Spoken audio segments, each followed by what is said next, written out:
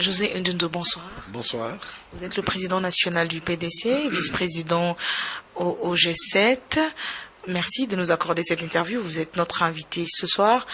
Première question, la Commission électorale nationale indépendante a publié la liste provisoire des candidats gouverneurs dans les 21 nouvelles provinces. Regard, on va dire, votre lecture d'abord de fait sur la publication de cette liste provisoire. Encore un scandale commis délibérément, mais qui a pour résultat de tuer la CENI. Désormais, toutes les Congolaises et tous les Congolais savent que la CENI est un instrument aux mains du pouvoir en place. Et le secrétaire général de la majorité présidentielle qui écrit cette lettre commet sans doute la gaffe de sa vie.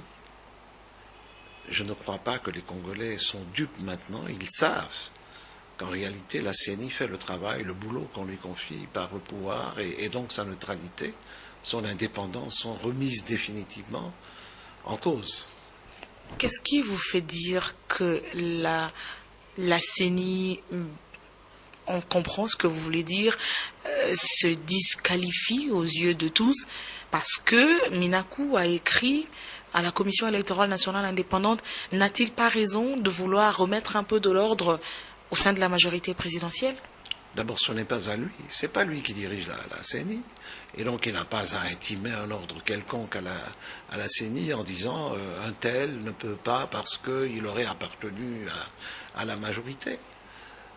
Et parce que quelqu'un se présente en indépendant, on l'exclut. Le président, Joseph Kabila, a été élu par 2 fois indépendant. On n'a pas fait allusion, et ce n'est pas prévu, à une plateforme à laquelle il aurait appartenu. L'opposition, à l'époque, aurait pu écrire que le président Kabila, qui était président de la République et qui se présentait à l'élection présidentielle, était en réalité quelqu'un qui appartenait à une plateforme qui ne le disait pas. On se souvient qu'à l'époque, d'ailleurs, il y eut un petit froid entre Vital Kamerhe et le président Kabila.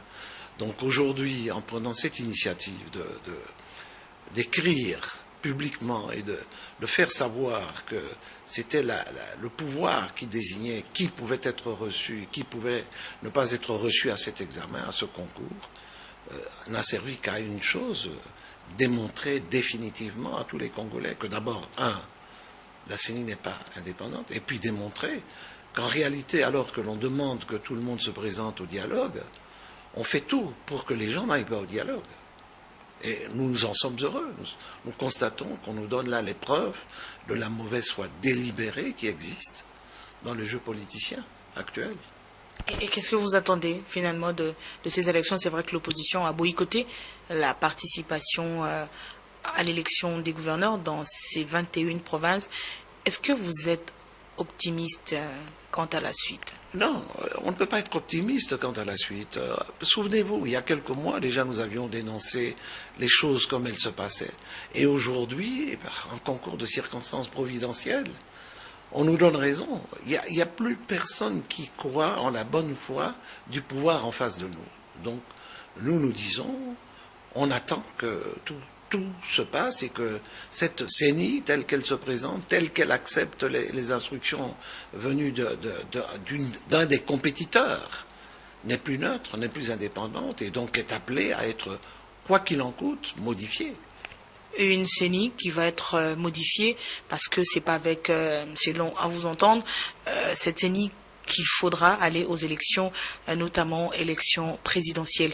Mais comment alors renouveler le bureau de la CENI? Quel mécanisme utiliser? Sinon le dialogue. Chaque chose en son temps. Chaque chose en son. Vous savez, on se crispe à l'idée qu'il faut un dialogue. Voilà une occasion où on aurait pu avoir un dialogue. On ne l'a pas eu. Alors on veut nous amener au coin du mur et nous faire jouer à un jeu auquel nous ne sommes pas préparés, auquel d'ailleurs nous ne participerions en aucun cas, et qui démontre qu'en réalité il n'y a pas de bonne foi, qu'il y a une mauvaise foi absolue, que l'on veut coûte que coûte pérenniser ce pouvoir, garder le pouvoir le plus longtemps possible, et personne n'est dupe. Ban Ki-moon de passage à Kinshasa pour assister à la conférence sur les investissements dans le secteur privé dans la région de Grand Lac. Vous en rencontrez, vous, opposition, majorité. Dans le délai constitutionnel, les élections, la communauté internationale y tient fermement, mais il vous encourage à pouvoir dialoguer. Vous refusez? Pensez-vous que Ban Ki-moon, qui est secrétaire général des Nations Unies et qui est un ancien diplomate et qui de surcroît gère une institution qui doit apporter la paix, pouvait avoir un autre langage que de dire « je vous encourage au dialogue ». Mais le problème, ce n'est pas le dialogue, le problème, c'est quel dialogue? Ce dialogue auquel on nous convie, il se passe comment? Il se passe avec des lettres qui sont écrites publiquement, de jour, où l'on invite la structure neutre qu'on appelle la CENI à agir comme elle s'est comportée. Quelle est la crédibilité que le peuple congolais va donner aux nouveaux gouverneurs, aux nouveaux administrateurs des entités territoriales ou des structures que nous avons et que nous aurons demain, si l'on doit procéder de la manière dont cela s'est fait il y a 48 heures? Vous disposez des députés provinciaux, j'en suis certaine, dans quelques provinces. Allez-vous demander à ces députés provinciaux de boycotter l'élection? Tous ceux de notre majorité, de notre regroupement politique, je parle déjà de majorité parce que nous sommes sûrs que nous arriverons un jour à avoir la majorité dans ce pays. Mais tous ceux d'entre nous qui avaient des candidats alignés les ont retirés. Parce que ce n'est pas possible, ce n'est pas tenable d'aller jouer, d'aller accréditer un système, un processus qui se fait avec autant de mauvaise foi, autant, je dirais, d'impéritie et d'incompétence. Le dialogue, puisque on en parlait tout à l'heure, M. José Ndundu, après le passage de Ban Ki-moon, on évolue, on avance, on recule ou on fait du surplace? Nous ne constatons aucune évolution. Nous constatons au contraire qu'on s'enfonce, que de plus en plus on devient extrémiste dans son jeu. Et donc, nous attendons voir comment les choses vont se dérouler. Mais les choses ne peuvent aller qu'en s'aggravant, avec un tel comportement, avec une telle irresponsabilité, une telle agressivité. On ne peut qu'assister à l'effondrement progressif d'un système qui aujourd'hui est arrivé à sa fin. N'y a-t-il pas un mécanisme de pouvoir débloquer la situation, sortir le Congo de l'impasse? Oui, il y a une personne qui est à la fois solution et problème. C'est le président Kabila.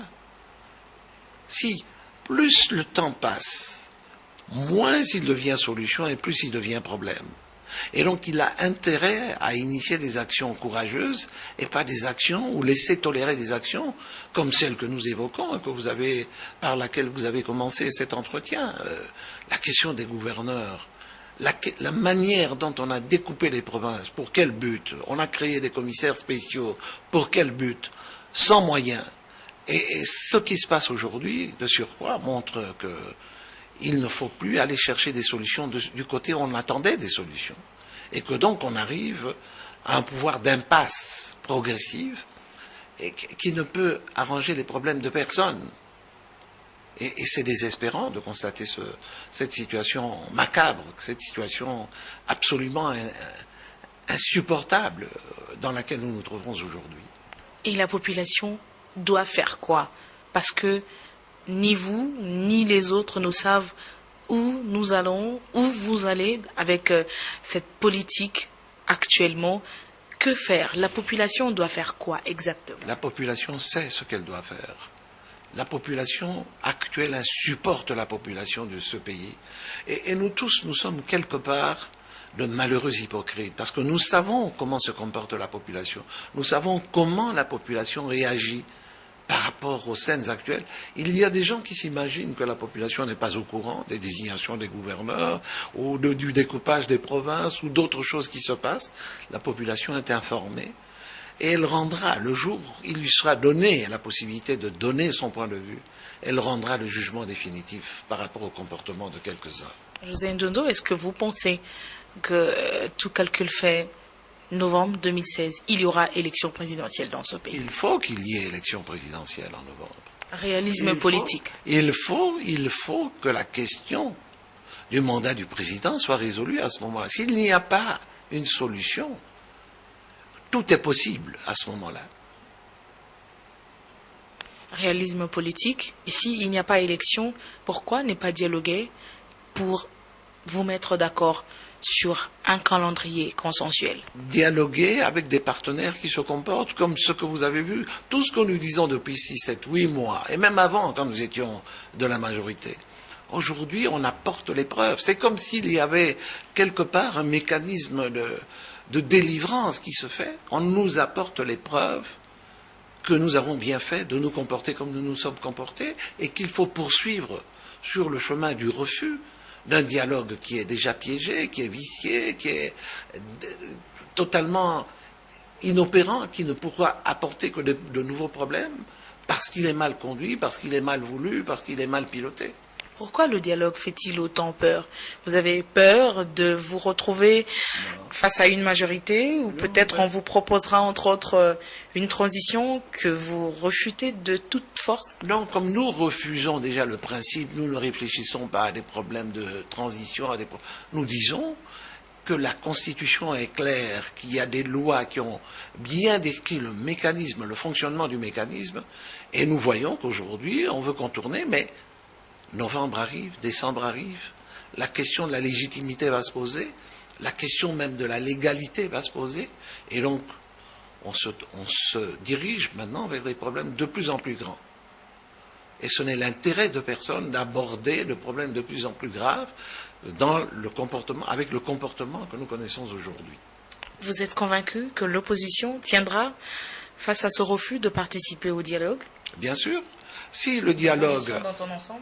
Absolument. L'opposition que je fréquente, que j'ai vue, nous étions ensemble, l'UDPS, la Dynamique, et puis nous, le G7, nous étions ensemble en face de M. Ban Ki-moon. Le Ban Ki-moon, et le constat a été fait que toutes les trois composantes qui étaient là de l'opposition parlaient le même langage.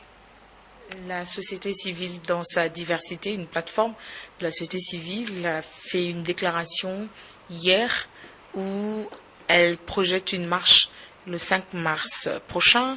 Cette société civile soutient la tenue du dialogue pour sortir le pays de l'impasse. Vous êtes également citoyen de ce pays. La marche concerne tous les citoyens congolais. Est-ce que vous prendrez part, vous, votre parti, ou peut-être... Quand vous parlez de citoyens congolais, vous parlez aussi discernement des citoyens congolais, liberté de mouvement pour les citoyens congolais. Nous ne sommes pas dans un jeu avec un dialogue tel qu'on le veut. On l'a dit, on l'a répété, on n'arrêtera pas de le dire, on n'arrêtera pas de le répéter. Le dialogue tel qu'il est voulu, tel qu'il est conçu, avec l'insistance que l'on voit, n'a qu'un seul but, c'est contourner l'exécution de la Constitution, comme cela est prévu. Alors, et donc, nous ne jouerons pas ce jeu. De quel dialogue avez-vous besoin? Convoqué par qui? Pourquoi? Quand? Comment? Non, écoutez, nous l'avons dit. Nous avons dit que ce dialogue, qui consiste à dire une partie qui émet des règles, qui veut que ça se passe avec le format qu'elle veut, qui veut imposer même de façon contournée, alors que nous le savons, un facilitateur africain, nous disons non, ce dialogue-là, nous n'en faisons pas partie. Vous voulez de quel dialogue? Nous voulons aujourd'hui que clairement les mesures nécessaires soient prises pour que l'organisation des élections, de l'élection présidentielle, les législatives et d'autres élections se passent comme il faut. C'est tout ce que nous souhaitons.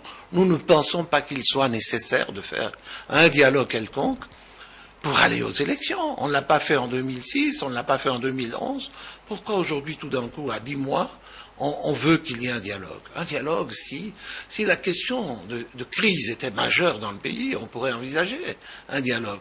On n'a pas besoin d'un dialogue pour que la CENI, avec ce qu'elle coûte, avec ce qu'elle représente, puisse échapper aux règles normales pour en changer. Et non, nous voulons que chacun, là où il se trouve, président de la République, gouvernement, CENI, majorité, opposition, que chacun fasse ce qu'il doit faire pour que nous ayons des élections, que nous ayons, début de l'année prochaine, un nouveau président avec un nouveau programme de gouvernement et avec une espérance nouvelle pour le développement de ce pays. Quand on parle élection, dernière question, la CENI, le président de la CENI parle du délai pour la révision totale du fichier.